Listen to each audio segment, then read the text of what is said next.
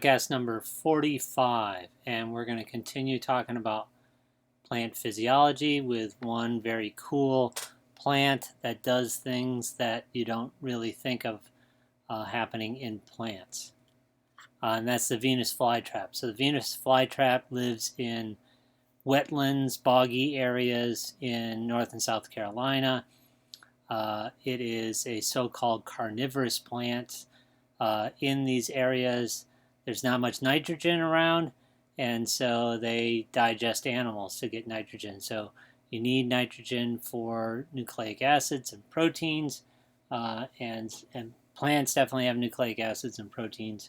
So they other plants would get that from the soil and from water, but these guys live in places where it's low concentration in the soil, and so they instead they digest animals to do that.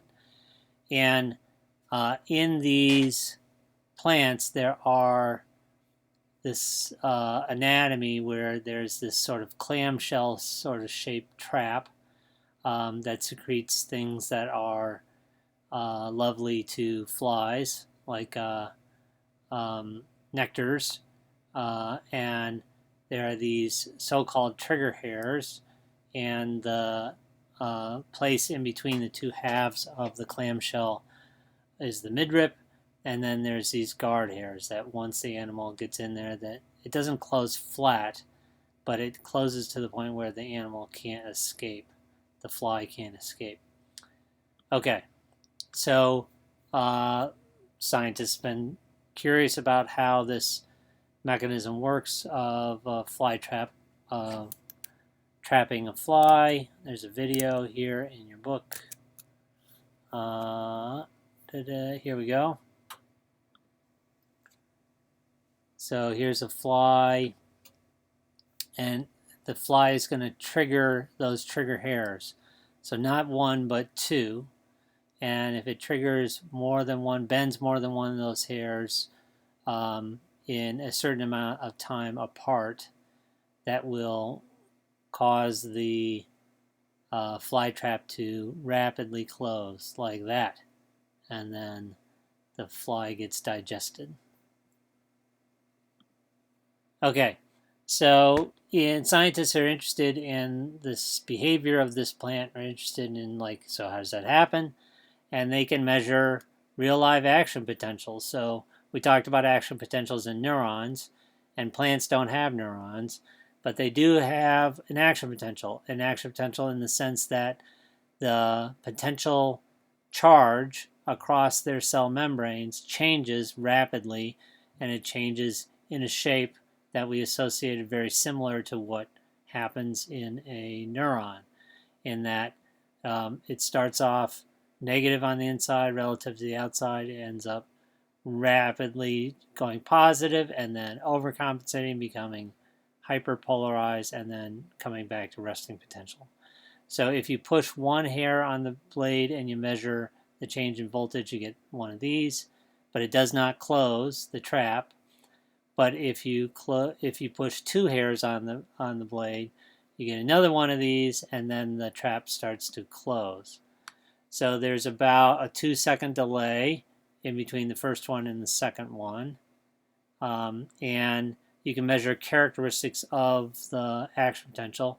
How high does the depolarization get? And that's amplitude. So the first one gets about 11.2 millivolt units, and it lasts for about 0.24 milliseconds.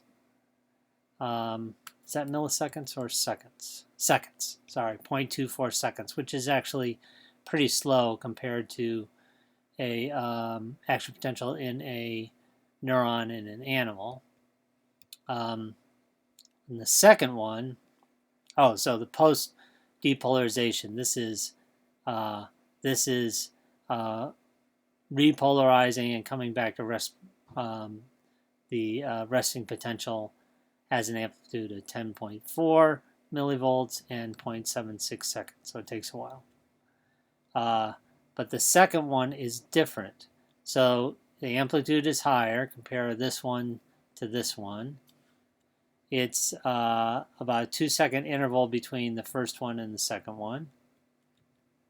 And but the duration of the second action potential is much shorter, about half. So the second one is a stronger signal and a faster signal than the first one. Okay, and again, there's about 2 seconds in between them. Another group looked at how open is the trap, and is there a change in charge across the membrane that's associated with closing the trap, and there is. There is a threshold depolarization. So you have to change the charge across the membrane a certain amount. If you don't meet that threshold, if you don't, like if you didn't make it all the way up here, for example, or all the way up here, and let's say your peak was down here, that would not be enough to close the trap, but you can add together small little changes in depolarization to get enough to close the trap. Okay, what other things affect closing of the trap? They're plants. What if you treated them in the dark and then looked at how that changed the rate of closure? Well, they close much slower in the dark than in the light. Okay. What about presence of CO2 or oxygen? So we know that CO2 is used in the dark reactions of these plants. Oxygen is a waste product. Does that matter? If you look at just air, which is about 0.03% CO2 and 20% oxygen, they close at this rate. If you go to 100% CO2, they close slower, and 100% oxygen, they close faster. So these sorts of things are associated in plants. Go back here. These sorts of things in plants are associated with making ATP. So plants can use light to make ATP. You saw that in the electron transport chain in the chloroplasts. They use light to make ATP. Plants also have mitochondria, and those mitochondria can use oxygen to make ATP. And so the presence of ATP matters in terms of how this mechanism works. They are burning energy to make this mechanism work. They've analyzed how much ATP is in this midline, this thing right here, down in the bottom of the clamshell, and it goes down significantly after closing versus before closing. So ATP is used in the closing, and we aren't all the way there yet, so I can't give you a nice little diagram about this is exactly how the Venus flytrap closes, and here are the cell mechanisms that cause it to close. But so far we know that the cell membrane in the plant cell has to be depolarized, similar to what you would see in an action potential in a neuron, although they don't have neurons. You have to trigger 2 trigger hairs, not just 1, but 2. And the 2 triggers have to be 2 seconds apart. I didn't talk about the evidence for this, but there is a change in osmolarity. So osmolarity is an idea of how much water tension there is in the plant. So how much dissolved salt there is in the plant, and there's a change in the dissolved salt in the plant that is associated with closing the trap. If you poison ion channels, it way slows down the trap. So ion channels are involved, so ions are moving in order to get this trap to close. And ATP is used. We know that because you can measure a change in ATP in the midline from before and after the trap is open versus closed.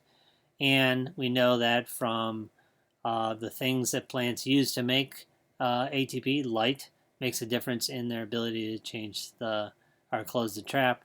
And there are other organelle that they use to make ATP, mitochondria, just like animal cells, plant cells have mitochondria. And giving them oxygen makes a difference in terms of their ability to close the plant. So plants can move. We're not talking about walking, but a rooted plant has parts that can move, and you saw a movie of that. Here's another one. So this is a movie I took in Tahiti. This is a plant called Sensitive Plant. This is literally growing on the side of the road in Tahiti, where of our dive spots. And I'll show you that it has this adaptation that when it's disturbed, it folds up. You can see the leaves folding up there. And this is thought to have evolved as an anti-predation mechanism. In fact, you can hear the car going by.